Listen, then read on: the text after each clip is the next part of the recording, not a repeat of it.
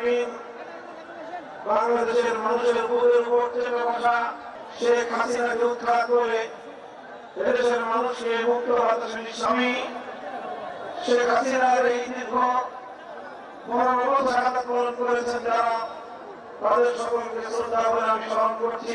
মুসলমানদেরকে হত্যা করার জন্য, মদিনা রাষ্ট্রকে ধ্বংস করার জন্য আলাদা যুদ্ধ ঘোষণা করেছিল, হয়েছে বলেন ঠিক কিনা?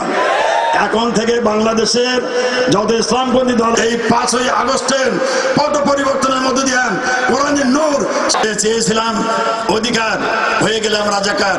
তুমি কে আমি কে, রাজাকার রাজাকার, এই দাবি তুলেছিল। তাহলে এই যে সাধারণ কোটা, এই দাবিটা তারা পূরণ করতে সাহস পায় নাই। সম্মানিত ভাইরা, করুণা হয় যারা দীর্ঘদিন ধরে আওয়ামী লীগের রাজনীতি করতেন তাদের জন্য।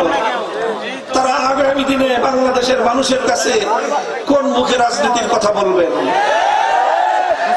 যাদের নেত্রী দেশের মানুষকে খুন করে, হত্যা করে, জাতি ধর্ম বর্ণ নির্বিশেষে গোটা বাংলাদেশের সকল ছাত্র জনতার মুখোমুখি নিজের দলকে দাঁড় করিয়ে গোটা দলকে, তার সকল অনুসারীদেরকে হুমকির মুখে ফেলে স্বার্থপরের মতো নিজে আর নিজের বোন আর 16টা লাগেজ ভর্তি করে হেলিকপ্টারে করে নিজের সেই পরম আপনজন নরেন্দ্র মোদীর কোলে গিয়ে আশ্রয় নিলেন।